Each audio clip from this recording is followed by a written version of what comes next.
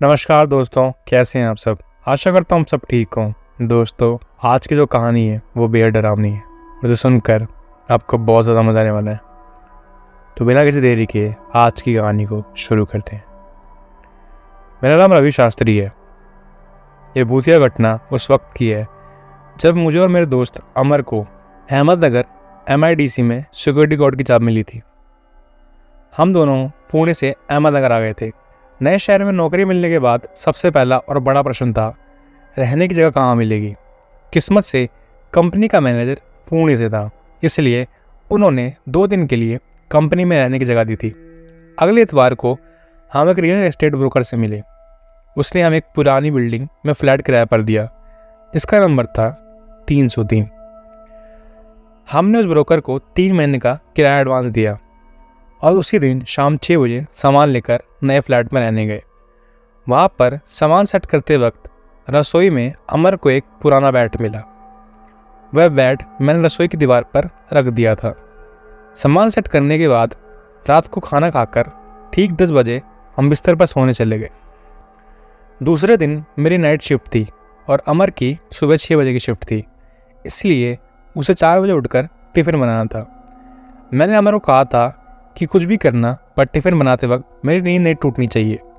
तुम टिफ़िन बनाकर सुबह जल्दी निकल जाना। उसने भी हाँ कह दिया। फिर वह ज़मीन पर और मैं खटिया पर सो गया। फ्लैट में 0 वाट का बल्ब चालू था।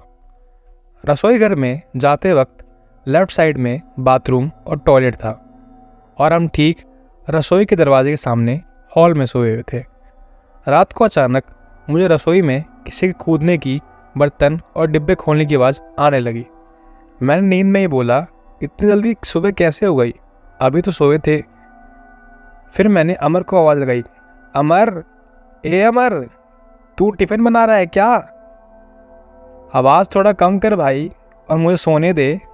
उसे इतना कहकर मैं फिर सो गया। उसके बाद फिर से उन्हीं आवाज़ों से मेरी आंखें फिर से खुली, पर मैं बिस्तर पर ही पड़ा रहा। मेरी नज़र रसोई की तरफ थी।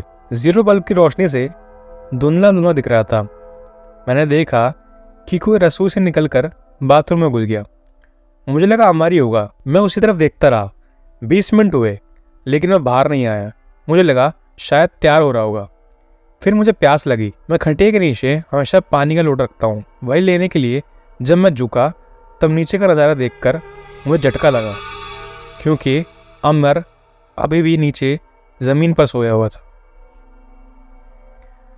अब अगर अमर मेरे सामने था तो बाथरूम में 20 मिनट से कौन घुसा हुआ था, ये सोचकर डर के मारे मैं सैर उठा। मैं डर के मारे कांपने लगा था। मैंने उठकर सबसे पहले लाइट की स्विच चालू किया और घड़ी देखा तो उस वक्त ठीक रात के 12 बजे थे। फिर मैंने अमर को उठाया और उससे पूछा, भाई तू भी बाथरूम में गया था ना, तू बाहर कब आया? अमर नींद में ही आंख मसलते हुए बोला, नहीं मैं कहीं नहीं गया था, मेरी तो नींद अभी अभी तुमने तोड़ी है। तब मैंने जो देखा वह सब उसे बता दिया।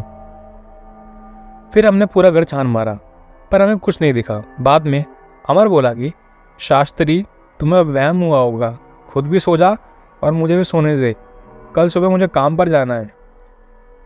फिर जो हुआ था मैंने भी उसे वहम मानकर सो गया। अगले दिन सुबह सुबह पुणे से हमारा गणेश नाम का एक दोस्त सरकारी बैंक का एग्ज़ाम देने के लिए आया था, क्योंकि उसे अहमदनगर का एग्ज़ाम सेंटर मिला था और वह हमारे साथ ही रुका। उस दिन मेरी नाइट शिफ्ट थी, मुझे जाना था। हम तीनों ने रात का खाना होटल में खाया और वहीं से ड्यूटी पर चला गया और वह दोनों फ्लैट पर चले गए। फिर जब मैं अगली सुबह घर पर लौटा तब अमर और गणेश सामान बैठकर तैयार बैठे हुए थे। वे दोनों बेहद डरे हुए थे। मैंने दोनों से पूछा कि ये सामान क्यों बांध रखा है? अमर बोला, शास्त्री तुम्हें कल रात वहम नहीं हुआ था, ये घर में सच में भूत है। रात को 11 बजे घर आकर हम सीधा बिस्तर पर सोने चले गए थे। मैं खटिया पर सोया था और गणेश नीचे ज़मीन पर। रात को मुझे बर्तन और गैस के चूल्हे बंद होने की आवाज़ आने लगी, पर नींद में होने की वजह से मैंने उस पर ध्यान नहीं दिया और मैं सोता रहा। मुझे लगा कि गणेश रात को एग्ज़ाम की तैयारी कर रहा होगा और नींद भगाने के लिए कॉफ़ी बना रहा होगा। लेकिन कुछ समय बाद नींद में ही किसी ने मुझे खींच के एक ज़बरदस्त कंटाप बजाया और नींद में ही गणेश के बाल नोचकर उसका जर ज़मीन पर पटक दिया। हम दोनों हड़बड़ा कर उठ बैठे। तब हमें जीरो बल्ब की रोशनी में किसी बच्चे की परछाई दिखाई दी।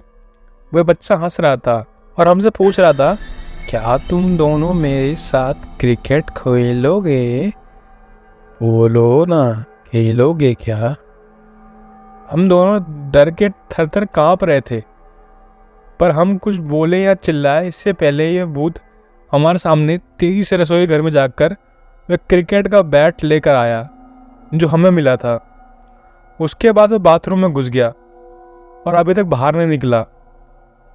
उसी के डर के मारे हम रात भर सोए भी नहीं। रात भर हमने हनुमान चालीसा का पाठ किया और सामान पैक करके बैठे हैं। हमने रसोई में रखे हुए बर्तन और गैस वहीं छोड़ दिया और हॉल में जो सामान था वे सब लेकर कंपनी में चले गए।